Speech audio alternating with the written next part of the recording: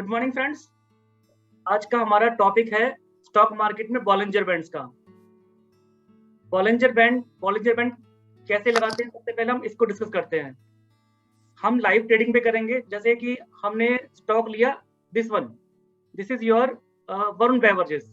ठीक है, हम सबसे पहले इस स्टॉक को ओपन कर लेते हैं। इसमें अभी ये कैंडलस्टिक स्टॉक है। ठीक है, कैंडलस्टिक के ऊपर हम एक डिस्कशन बाद में कर लेंगे कि कैंडलस्टिक्स में क्या होती हैं।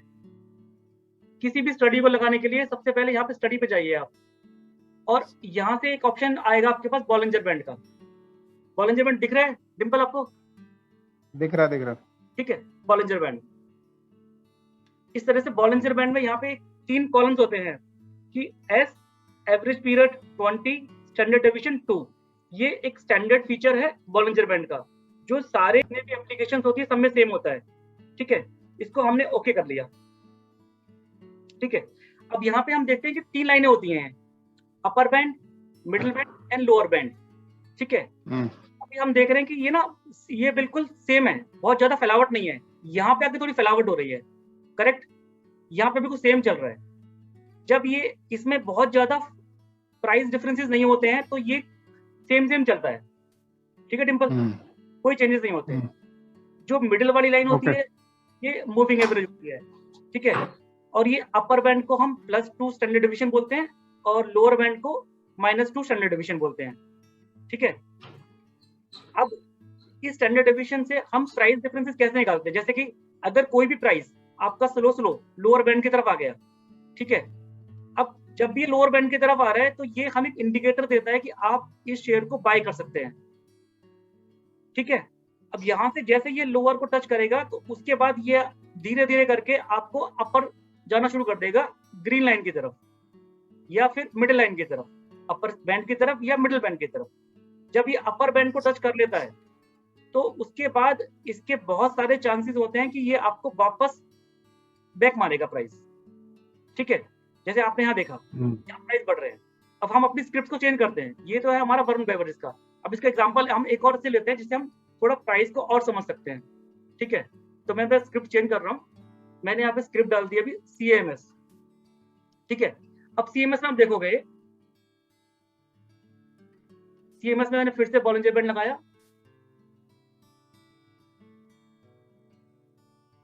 ठीक, अब यहाँ पे देखो, यहाँ पे डिंपल ये प्राइस बिल्कुल सेम चल रहा था। ठीक है, यहाँ पे आने के बाद ये प्राइस बढ़ता गया और ये नीचे ही नहीं आया, करेक्ट। अब इसका मतलब क्या है कि जब बॉलिंजर बैंड के अंदर प्राइस नीचे ही नहीं जा रहा है, ऊपर जा रहा है, इसका मतलब क्या है? देखो, 2 चीज होती है। बॉलिंजर बैंड हमें एक इंडिकेटर देता है। इंडिकेटर कैसे देता है? जो इनकी स्टॉक की हिस्ट्री रही है, जो इसकी प्राइस मूवमेंट रही है, उसको ही मेजर करता है। ठीक है, जैसे कि अगर ये स्टॉक यहाँ पहुंच गया है तो ये इंडिकेटर दे रहा है आपको कि ये नीचे जाएगा, मगर इसमें बाइंग बुलिश, मतलब बुलिश प्रेशर ज्यादा है इसके ऊपर। ठीक है, तो ये नीचे नहीं जा पा रहा है, फिर ऊपर जा रहा है, आप देख रहे हैं इसको। तो इसका मतलब यह है कि इस स्टॉक के अंदर बुलिश ज्यादा है। आज यहाँ पहुंचने के बाद भी ये और ऊपर जा सकता है, क्योंकि ये स्टॉक जब भी थोड़ा नीचे गिरता है उसके बाद बुलिश आ जाता है। ठीक है, अगर ये स्टॉक आपका कभी मिडिल लेवल पे पहुंच जाए तो उसका मतलब क्या है? इसके अंदर बेरिश आना शुरू हो चुका है, अब इस स्टॉक को आप बेच सकते हो। ठीक है, जैसे कि ये सारा टाइम था, इस सारे टाइम से हमें आइडिया लग गया कि इस मोमेंट पे प्राइस फ्लक्चुएशन बहुत ज्यादा नहीं है, राइट। अब हम तीनों बैंडों को थोड़ा सा और एक बार डिस्कस कर लेते हैं दूसरी शीट के साथ से। देखो, बॉलिंजर बैंड जो है 1980 में आया था, ये बॉलिंजर बैंड। ठीक है, के नाम पे। और इसके अंदर 3 बैंड्स होते हैं, upper band, middle band and lower band. जो मिडिल बैंड है ये 20 पीरियड्स का मूविंग एवरेज है। ठीक है, अब यहाँ पे ना एक चीज और समझने वाली है कि यहाँ पे आप देख रहे हैं ये डी का मतलब ये डेली चार्ट है।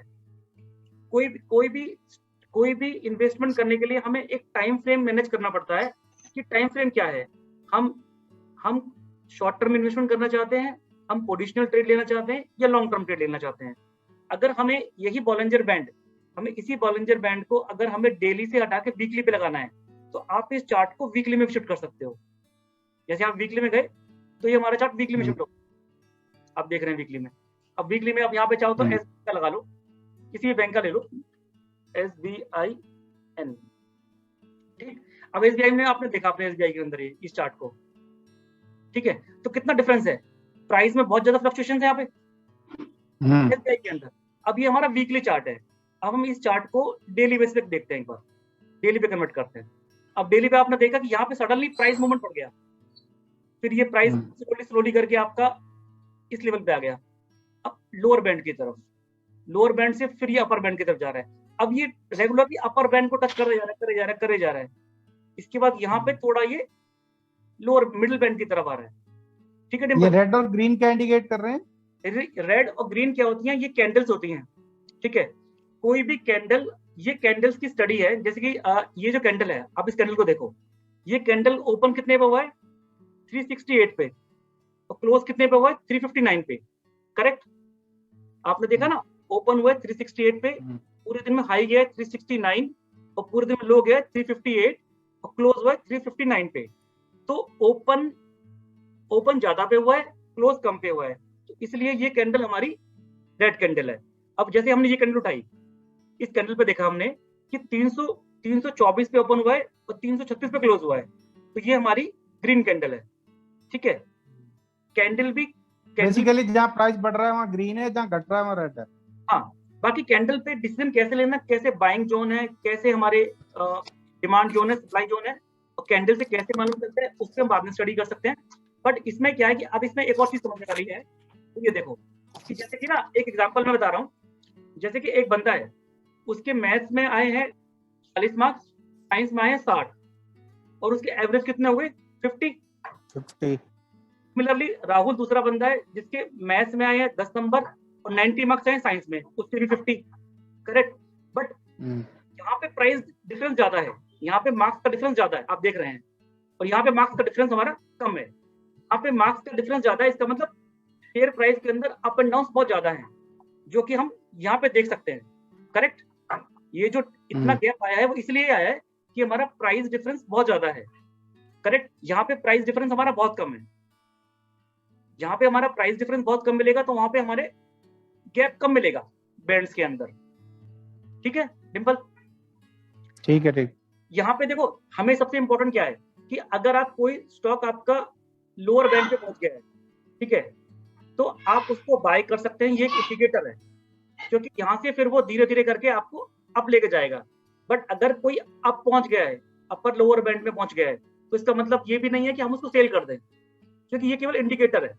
हो सकता है कि थोड़ा डाउन आने के बाद थोड़ा और ऊपर हो जाए। इसको एग्जांपल को तुम यहाँ से देख लो, कैम्स से देख लो, कैम्स में समझ में आ जाएगा। ये कैम्स में यही हुआ है, कैम्स का अगर हम डेली चार्ट खोले तो ये गया, फिर थोड़ा नीचे आया, फिर थोड़ा रुका, फिर ऊपर चला गया, अब ये ऊपर ही ऊपर जा रहा है।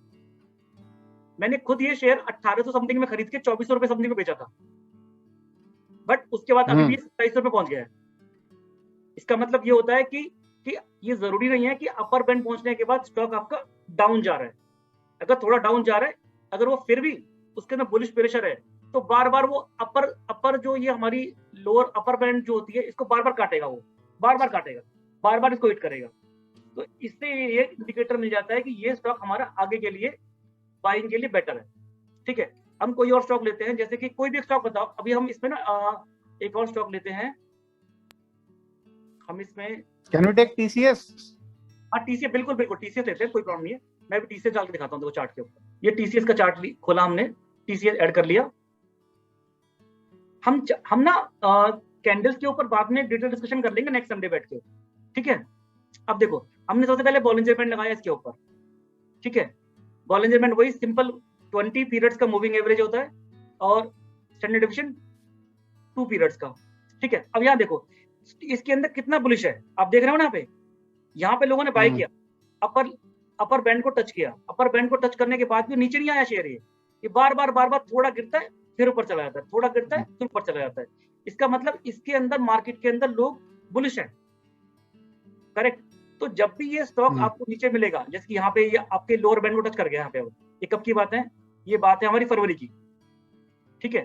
फरवरी 21 के अंदर, फरवरी 21 में गिरने के बाद धीरे धीरे नीचे गया, ये एक अपॉर्चुनिटी थी बाय करने की, जब भी हमारे बिल्कुल 26 फरवरी के आसपास वो लोअर चल रहा था। यहाँ से फिर ये स्टॉक ने दब पकड़ा, फिर बुलिश बन गया है, स्लोली करके ये यहाँ गया अपर बैंड की तरफ, अपर बैंड गया और फिर टच करके फिर नीचे आ गया। तो ये हमें अपॉर्चुनिटीज देते हैं। बॉलिंजर बैंड के हिसाब से 95% तक हमारे स्टॉक के डिसीजन सही होते हैं, 95% तक। आपको केवल ये देखना है कि आपको कौन से एक तो टाइम फ्रेम को यूज करना है। जैसे कि अगर हम बहुत लॉन्ग टर्म ट्रेडर हैं, हमें सालों साल के लिए ट्रेड करना है, तो हम यहाँ पे जाके मंथली ट्रेड ले लेंगे, हम डिसीजन को लेंगे मंथली ट्रेड के ऊपर। ठीक, अभी मंथली लग गया, अब मंथली में आपने देखा कि यहाँ पे बिल्कुल सेम चल रहा है, कोई ज्यादा फर्क नहीं है।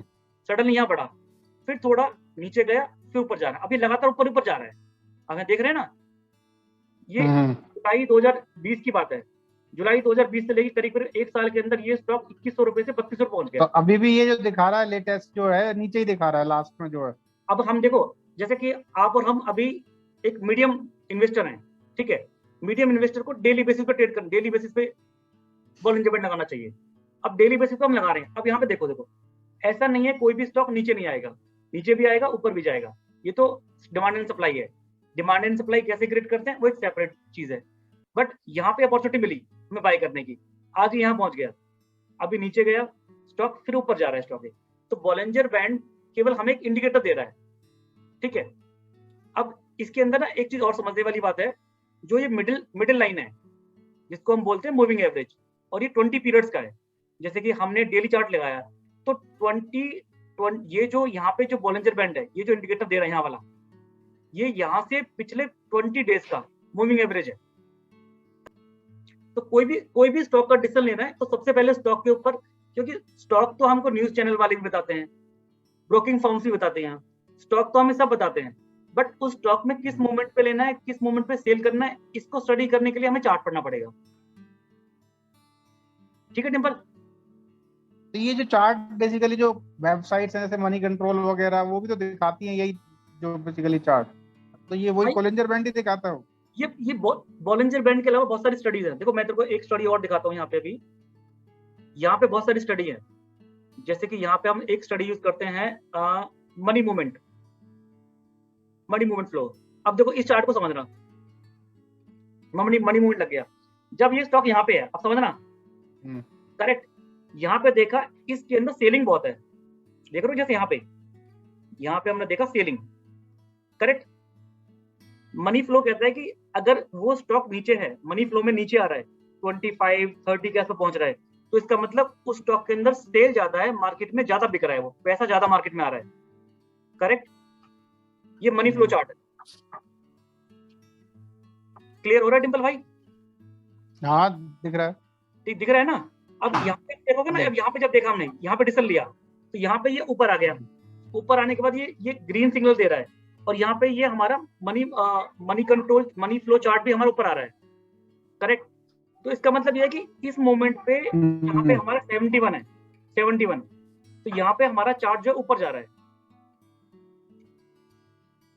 तो ये कोई भी स्टडी करनी है स्टॉक से रिलेटेड, तो कोशिश करो एक या दो स्टडी को मर्ज कर लो, ताकि हम अपने डिसीजन को अच्छे से ले पाए, करेक्ट। ओके। हाँ, कोई सिंगल स्टडी से कई बार हमारा काम नहीं चलता है, सिंगल स्टडी से काम नहीं चलता है। ऑल्दो बॉलिंजर बैंड बहुत अच्छा है, बट फिर भी हमारा सिंगल स्टडी से काम नहीं चलता है। तो आप इसमें मनी फ्लो लगा सकते हो। मनी फ्लो से आपको आइडिया लग जाएगा कि मार्केट में क्या चल रहा है। जैसे कि अगर कोई भी स्टॉक आपका 35-40 से नीचे चल रहा है, यहाँ पे 35-40 से नीचे चल रहा है, तो इसका मतलब उसके अंदर सेल ज्यादा है, तो उस मोमेंट पे आप उसको बाय कर सकते हो, क्योंकि जब वो बुलिश होगा तो आपको अच्छा प्राइस उसको मिल जाएगा, प्रॉफिट उसके अंदर। ठीक है, तो आपको देखो इसमें एक चीज और भी है डिम्पल, कि अगर आपके पास कोई भी एप्लीकेशन है उसके अंदर आप बॉलिंजर बैंड नहीं लगा पा रहे हैं, तो ट्रेडिंग व्यू साइट आपकी बहुत अच्छी साइट है, उससे भी आप बॉलिंजर बैंड लगा सकते हो। ठीक है, ट्रेडिंग व्यू। हाँ, ट्रेडिंग व्यू पे जाके आप अपना एक चार्ट बना लो, अपना एक लॉगिन बना लो, फ्री चार्ट लो। यहाँ से जो स्टडी हम यहाँ पे कर रहे हैं, ये शेर खान की एप्लीकेशन है, ठीक है। तो ऐसी नॉर्मली सभी डीमैट अकाउंट वाले देते हैं, बट कुछ की बहुत अच्छी होती है, कुछ की बिल्कुल भी बेकार होती है, कुछ काम की नहीं होती है। ठीक है, तो हमें कोशिश करनी है कि लर्निंग के लिए अच्छी चीजें साथ में रखनी है, अच्छे टूल साथ में रखने हैं, ताकि हम अच्छे से सीख सकें।